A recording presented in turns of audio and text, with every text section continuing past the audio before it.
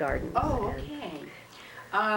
Well, my father was a draftsman. Uh, Over there is one of his ballpoint, he used ballpoint pen, that's all. He was an amateur.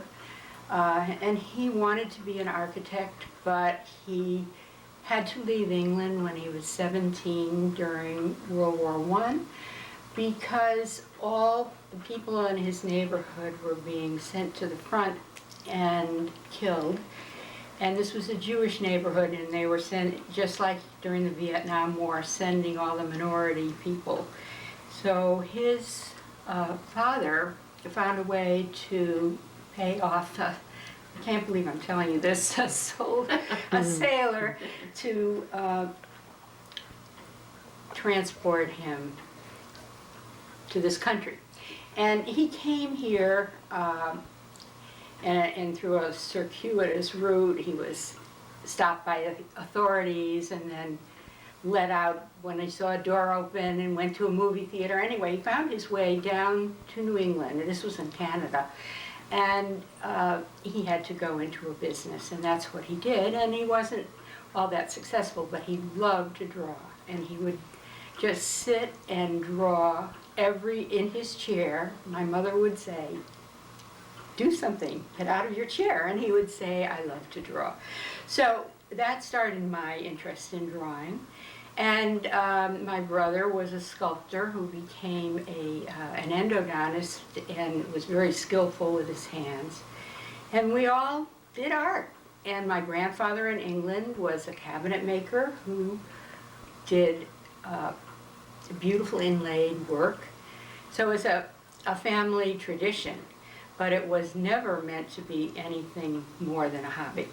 And when I went to college, I took one art course. I thought art was something frivolous and something you just do, but not serious. I was an international relations major. I went to Brown University. And when I got back to town and got married and started to have children, I needed to get out of the house.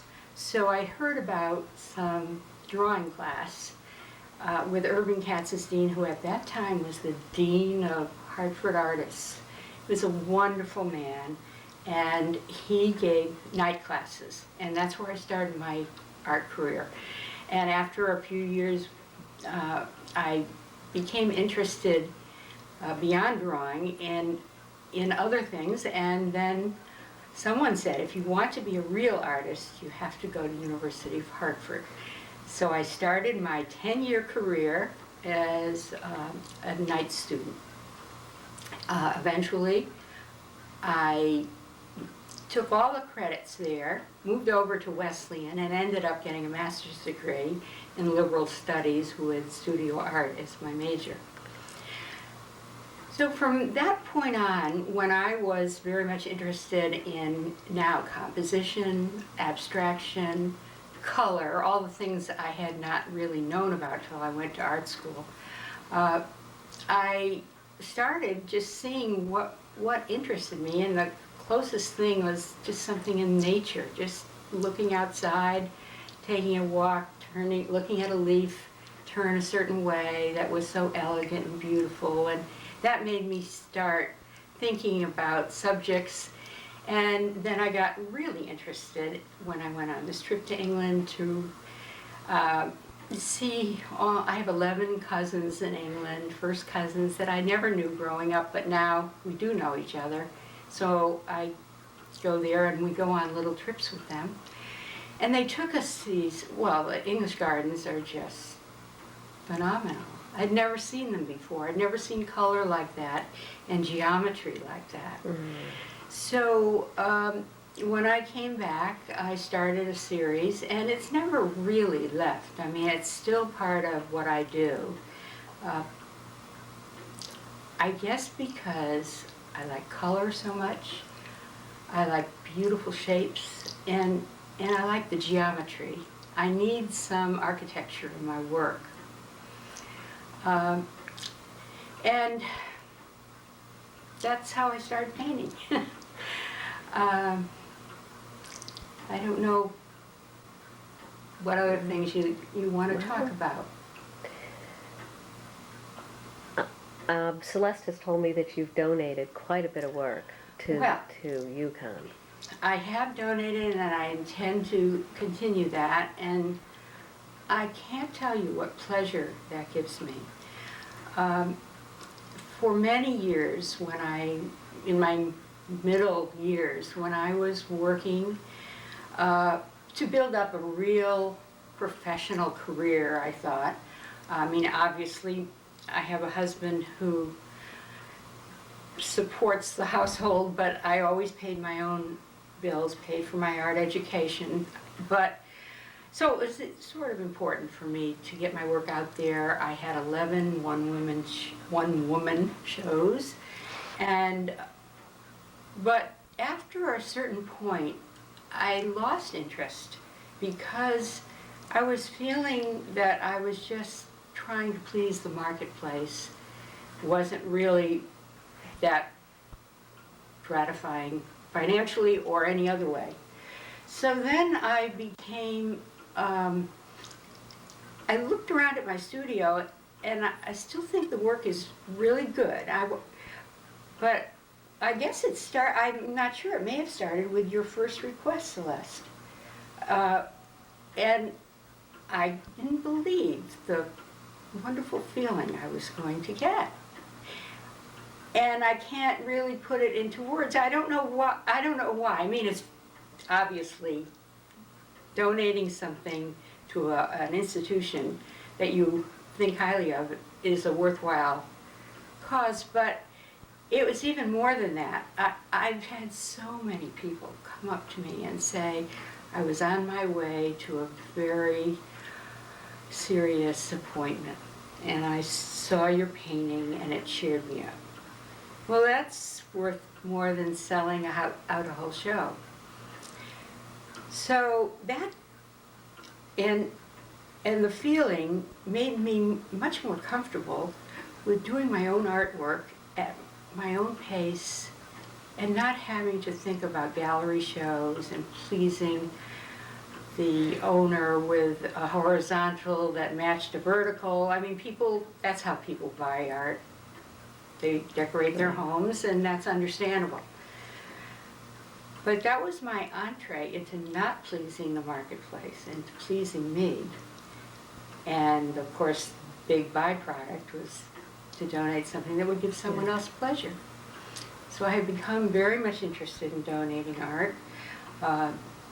I've been donating art to the Hospital for Special Care, which is another one of our interests. Ira and I was a past board member, and we're very much involved with the people there. The New Britain Museum, of course. I mean, just to use the New Britain Museum as a place that would welcome art is a feather in my cap. Right. I think that, I know from my experience, that we enter art and we think about, that modernist kind of marketplace and the audience, and we're trained to think of that as our path. Absolutely. And I think that when we discover that that isn't the path, did you find that there's something very universal in what you maybe thought was a personal message in your work? You're doing the work for yourself, but possibly there is a universal that it resonates on a universal way, that everybody who looks at the work then... Well, I think, of course, that is the goal. That is the feeling that you hope someone will get. And I think people do get it at different levels. I think some people will just say that's an attractive looking thing. And somebody else will say, I admire the movement, I admire the dynamics, that it makes me feel a certain way. And then, of course, that's the greatest feeling. I mean, that translation is the greatest feeling I would think any creative person could have. Mhm. Do you feel, you must feel, do you feel different donating work to a hospital where? Yes, definitely. I think because a hospital is a place filled with emotion, anything that would just on a very basic level cheer someone up, give somebody something to distract themselves, do anything to give a hopeful feeling, and I do think my work does that. I am not a political artist, or I'm not into the contemporary, very ugly kind of art that is very popular now and valid. It just isn't mine. So I feel that it's especially fitting in that setting. And while you're painting, and while you're doing this work, how do you feel as you're doing it? Well, that's, I guess, how do I feel? I feel sometimes that I've got to get in my studio, and I don't want to. Especially after a hiatus, even if it's 2 days. Especially if it's a couple of months. And I do have that kind of hiatus from time to time. I feel some obligation. I feel I have to move around and touch things and get myself going and dirty up a canvas or dirty up a piece of paper, put on my radio, shut the door. I have to get into it. So that's the hard part. Once I get into it, it is like magic land. It is so transporting. It's like just saying you can do anything. You can be anyone. You can. I have little signs up in my studio, quotes from other people's, and also from my own children. Like one day I said, I can't do buildings, and my daughter said, of course you can do buildings. So I have a little sign say, you can do buildings. You can do anything. I have let the light in. I have everybody who's ever inspired me, little sentences all over the walls. And those are the things that once get me started, and it's it's a wonderful feeling. It's wonderful. It's just you feel on top of things. Unfortunately, though, when you hit a snag, like yesterday I was in my studio and it was just looking like mud. And then you think, I'll never do it again. I've done it a few times, but I'll never do it again. And then you have to kind of buoy yourself up and say, yes, you can do it again. So it's a very psychological kind of experience. I just wanted to move this a little bit, get a little different angle here. Do you think that your struggle and your excitement and really your happiness as you create has a way of engaging your audience, the viewer, the people who are at the hospital? I wonder, I've never thought of that. I'd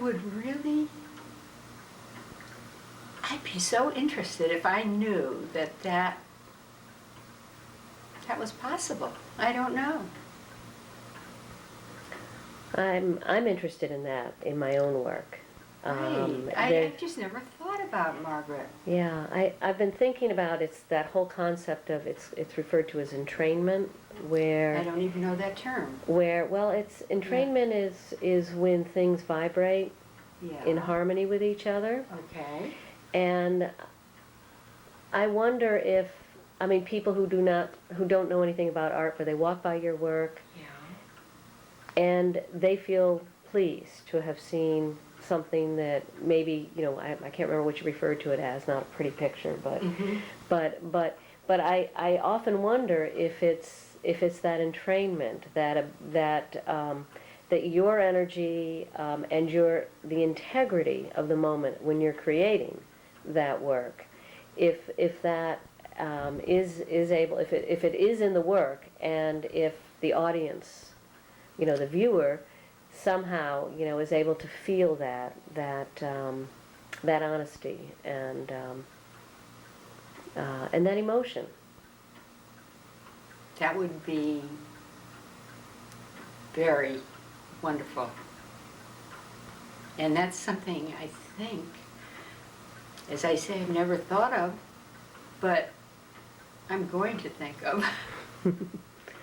Well, it might be interesting to ask people, just to, sometime when you're in your studio or somebody else is in your Yes. studio, what do they feel? I know that when I am really sort of in sync with what I'm doing, I feel as though my cells in my body are singing. And I have this really visceral relationship to what I'm creating. And I have recently noticed in the work that I've been producing that my audience, when they are holding the work and looking at it, they're having a similar response. Really? So I'm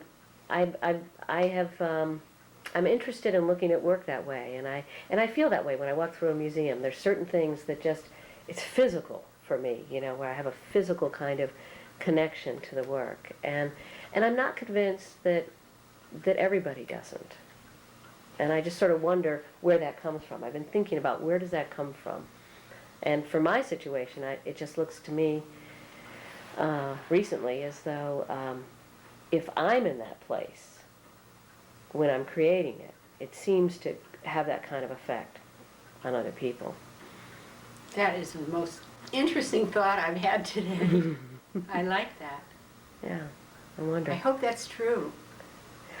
Well, I mean, I hope it's true for me, yeah. as it is for you. But I also think Yeah. that your description of how you feel when you create your work Mm-hmm.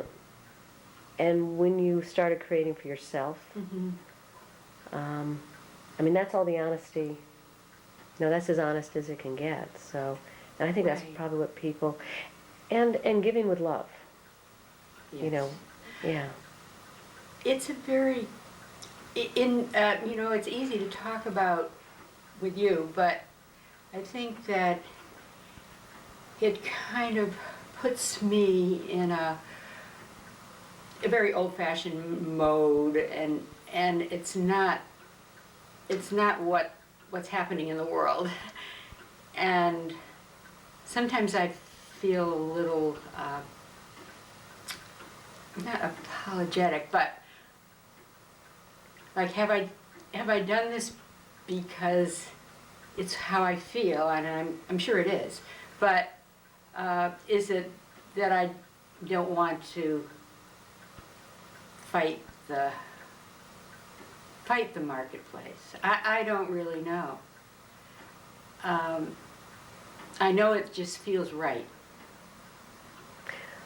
Well, I guess the question I would ask is, have you actually put your more recent work into the marketplace? I have no gallery affiliation at the moment, but I have been selling some paintings privately, and I am negotiating now to put some work in a show. Every once in a while, I think I feel the need to show it somewhere, and I will be showing it next year. But I still want to keep it on that very casual basis of when I'm in the mood to do it, and Right. when I already have the work. Now I'm not going to create work for Right. anyone's show. Well, creating for deadlines, Right. it seems antithetical to your process, your creative process. Absolutely. but it became a very competitive world for me for several years. I had gone to art school with Paul Zimmerman was and still maintains his position as kind of a master teacher. I mean, we talk now and then, and even he said of all the night classes he had, that was probably the most competitive, most interesting, most productive group he'd ever taught. This was years ago. And because of that, everybody in that group was sort of, in a way, feeding off of each other, which, look, so did Braque and Picasso, so did Matisse, and so did Gauguin and Van Gogh. But, you know, artists do that. But it was kind of, for me, it was an uncomfortable feeling. I enjoyed it for a little bit, and then I didn't. So It becomes competitive. then it becomes competitive, and you think, well, wait a minute, this is just antithetical to what you're saying, what you're doing, and what you're trying to do and say. So I think maybe I'll say that I have my doubts, but everybody has doubts about everything, I guess. You have a lot of movement in your work, and I'm wondering Yes. if sort of the physicality of working has something to do with your process. You're absolutely seeing through me, Margaret. First of all, I dance a lot when I work. I always have to have music, and when I'm really getting to the magic part, I just feel it all over. I do love movement. I walk every day, 5 miles every morning, fast if I can. I like physical things, and I do think that shows in my work.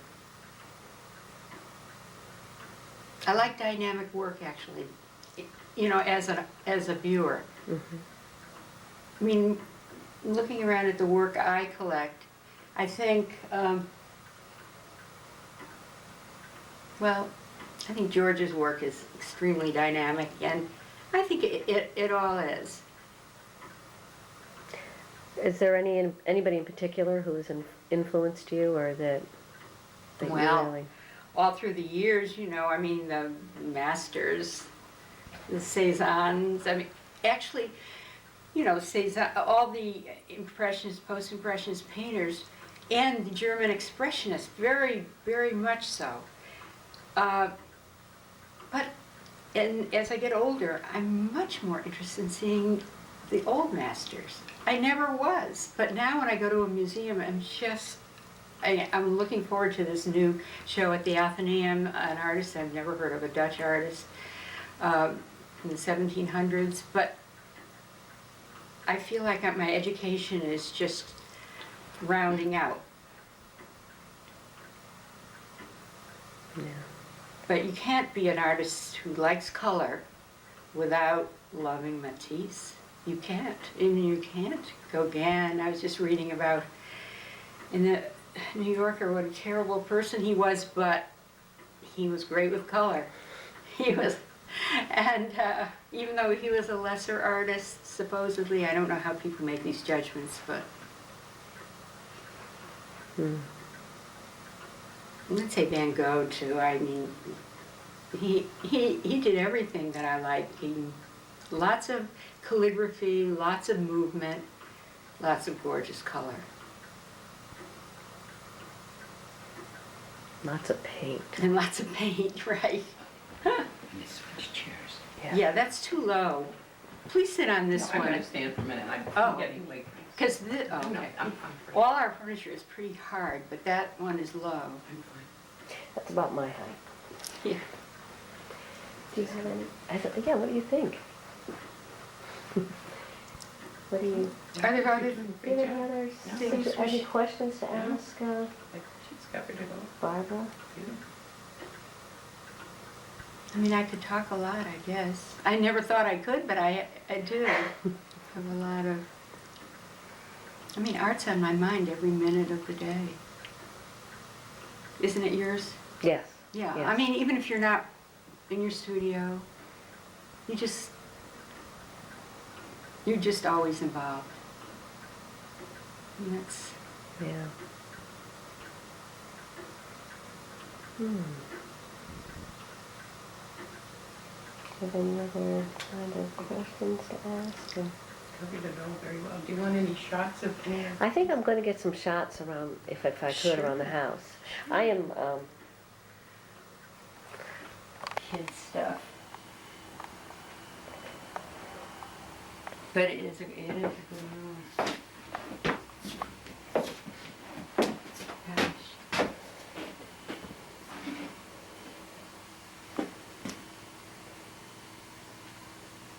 That's my wall of honor. That's what my daughter calls her. Her.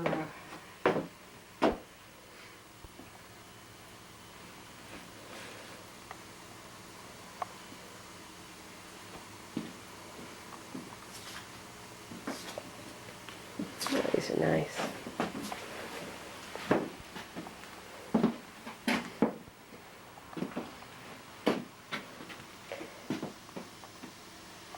How many pieces does the, Really heard about the second one. I just know the first one is there. I don't know where the second one ever went. But It's in the cancer unit. Oh, Barbara, okay, I thought you okay. They had told you. Didn't know that. But I have lots of work and I plan to give more. One is wonderful, but it's all gone. This is Jonathan Borofsky. I'm not perfect. oh wait, could you start again? I'm unhappy because I'm not perfect. I want to be unique. And I do not know that I'm unique. I want to be unique by being better. But this is a false premise. I can hardly see the rest of this. But he goes on to say, I guess you just have to be yourself and not try so hard to be unique and not try so hard to be perfect. I must get this written out again because this has been a great little source of inspiration. Now can you read the Whitehead? The Whitehead one is especially good. Art flourishes when there is a sense of adventure, a sense of nothing having been done before, of complete freedom to experiment. But when caution comes in, you get repetition, and repetition is the death of art. Ah, That's Alfred Lord Whitehead. Wonderful. Those are my, and I've got lots of other ones. Oh, great. Yeah. Barbara, can I use your John? Pardon me? Is there a John up here? Oh, sure, downstairs. isn't this amazing? Actually, I can turn the backlight off.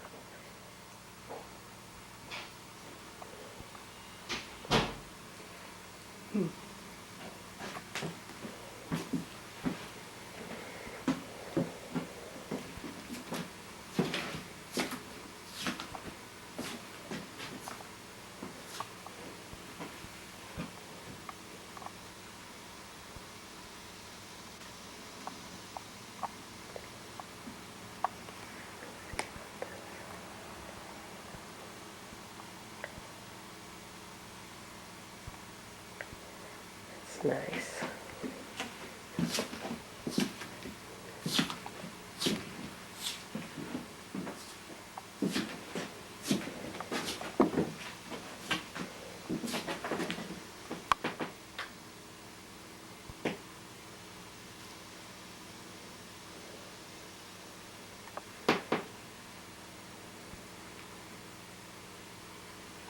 I have a tripod, it just sits there, but my camera doesn't even work now.